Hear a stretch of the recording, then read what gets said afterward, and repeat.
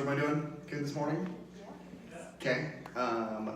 Few things first. I normally work with students, like elementary age kids, and so I usually have to be a lot more high energy in order to keep them, let them pay attention. And so if I revert back to that, I start doing a lot of callbacks and making weird faces. It's just habit. I'm sorry. They're used to it? Okay, cool. And then second thing is I'm also like a recovering evangelical, so we might go a little long. I'm gonna apologize in advance. I'll try to get you out of here. So to start off with, I need us all to imagine what it would be like to live about 5,000 or 6,000 years ago in the Fertile Crescent, or like what would ancient Mesopotamia, or now modern day Iran, Iraq. So odds are we would all be farmers or shepherds. We would be, we'd have flocks. Like agriculture was about 5,000 years before we came along. And that allows us to live in towns. We don't have, we're not hunter-gatherers anymore. And into this, we have this growing awareness that our lives are controlled by forces that are outside of our control. Like our lives are determined by forces outside of our control, right? So say the rains come. If the rains come at the right time, then our crops do well. And that means we have a good harvest. And we can fill up our storehouses and we'll make it through the winter. It's good. And let's say that our flocks do well and they multiply. We'll be able to make it through the winter. We have food. We're going to make it. But let's say that the next year those rains don't come, or they come too late, they flood our fields and everything's gone. And now we're like, we may not make it through the winter, like we could die. Or maybe a disease comes and wipes out our flocks.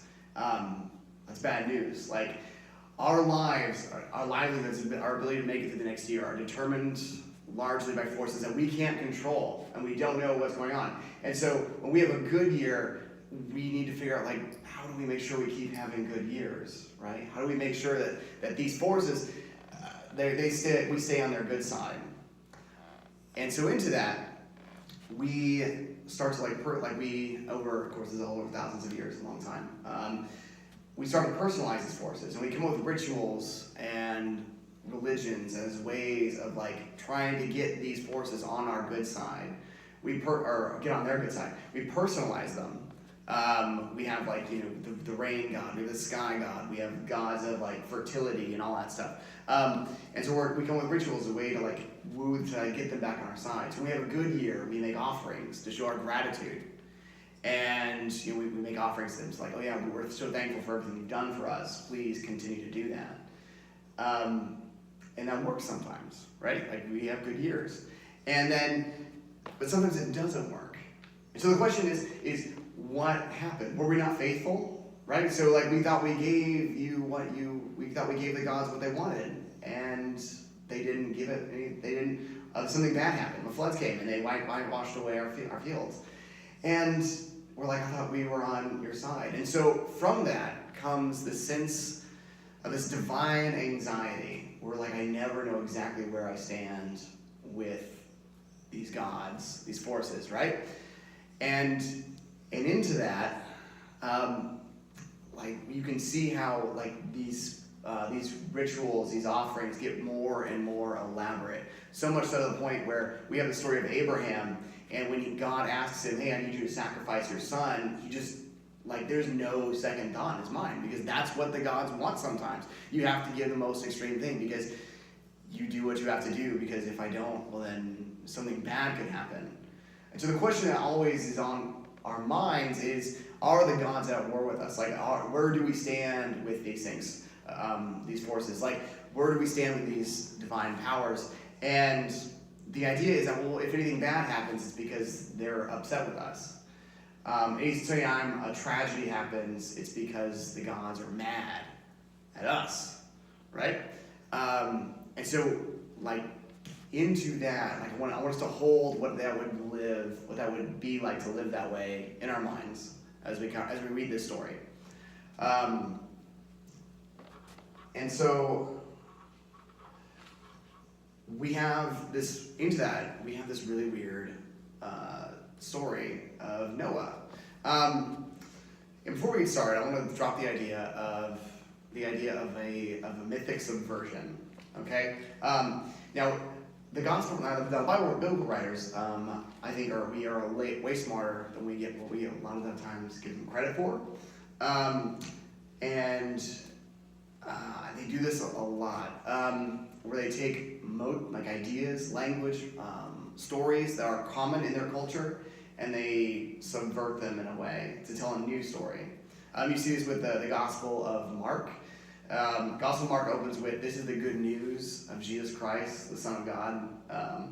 And now we read that and we're like, okay, sure, whatever. We gospel's coming. But if you were a first century Roman, lived in the Roman Empire, and you hear that words, that's political language. Because what would happen is Romans, being an empire, whenever they expanded to a new territory, they took over something, they would write home reports. And then those reports would get published and read aloud. And they'd always open with, "This is the good news of Caesar Augustine, Son of God," because he believed it was divine, the Messiah, because that was a political word. And then what would follow would be a long report of violence, we killed this many people, we are bringing home this many slaves, we are bringing home this much gold, this is how big our empire is getting, look how great we are. And then so Mark takes this language and then tweaks it, and he's like, "No, I'm telling a new story about a kingdom that's based on peace and a sacrificial love of giving up oneself." And so you see this a lot of times, but this sort of thing pops up in the Bible over and over. I think the creation myth is another one of the things where the biblical writers would take stories that were in the culture and then tweak them to tell a new story, to convey something new and profound. And that's where I believe the floods narrative is, right? So back in those days, everyone had a flood narrative. You had the ancient Sumerians had the story of, and I'm going to struggle with this because my ancient Sumerian is not what it was. All right, so ancient Sumerians read Zui Sudra, and what he does is he overhears this plan of the gods. The gods are going to flood the earth, and he overhears it, and so he builds a boat and to save his family. In the Babylonians, they have the Epic of Gilgamesh, where this is a fun one. Utnap-Ishtim, the immortal man, does the same. He builds a boat and saves his family because the god Ea is going to flood the world. In the Greeks, Plato writes in Timorous about how Zeus is going to flood everyone, and then Prometheus warns Ducleus to build a boat, right? So this sort of thing, it's in the culture, right? It's in their zeitgeist, these ideas of flood stories, and it's well-worn territory for these ancient Hebrews. But the thing about these flood stories is they all come from this idea of God being angry at us and then coming to wipe us out. And then into it, they have this story about Noah.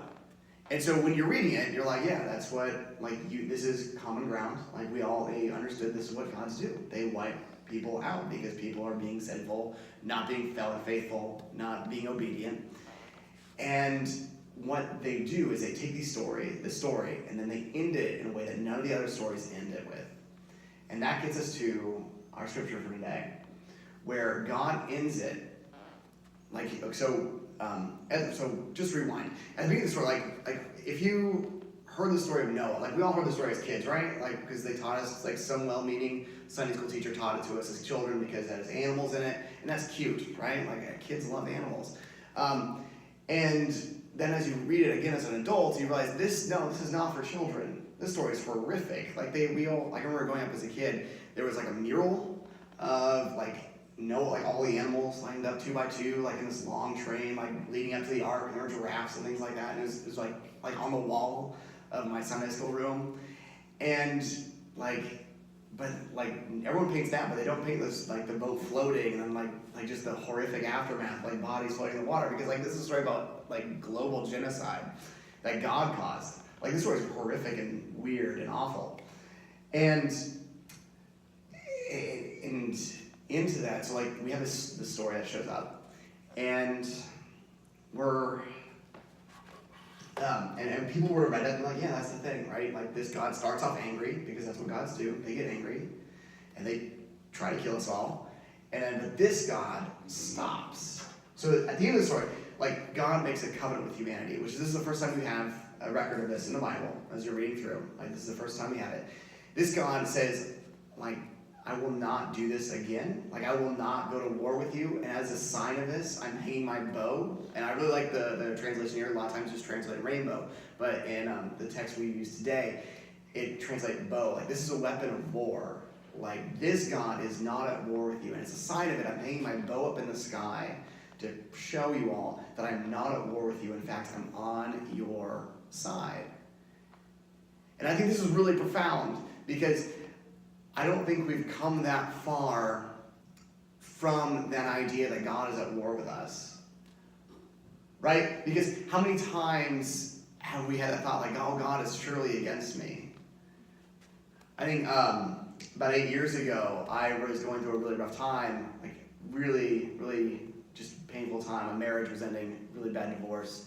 And at the time, like if you'd asked me, like, what do you think about God? And I'm like, well, if he is real, I don't think he cares about me. And in fact, I think he's actually against me. And I have a lot of things I need to say to him, because I was very angry. And I think if we're all honest, we've all been there. I think we've all been like, God is against us. And into that place where we're like, yeah, God is against us, I believe that this story of Noah steps in and reminds us that no, this God is not at war with us. This God hung his bow in the sky. And one rabbi, like Martin Lawrence, not to be confused with a comedic actor, talks about how like the bow is facing away from us. Like if you were to draw that bow, like it's facing up, away from the earth. Like this God is clearly not at war with us. Like into our anger and into our questioning of where is God in all of this pain and suffering? Is God causing this tragedy? Like we have the story of Noah where it's, no, God isn't at war with us. God is on our side. And I think the whole thing ends rather nicely. Like Noah is an anglicization of the Hebrew word nuha, which means rest. So it's almost like the biblical writers, and they're writing this out, are winking at us, saying like, we can rest in this. That this God is not at war with us. This God is on our side. This God is for us. And this God has promised us that, like, he's not at war with us. And to me, like, that's why this story, I find it so profound and important. And I think it sets up the narrative arc for the rest of this, like the rest of the Bible, as we see this God is continually over and over communicating through this book that he is on the side of his people. So much so when we get to the Jesus, like we see that this God has not caused suffering. This God suffers with us. This God knows what it's like to bury a person and to feel pain and to hurt and to experience tragedy. This God suffers on our side. And so that's what I just want to leave you guys with.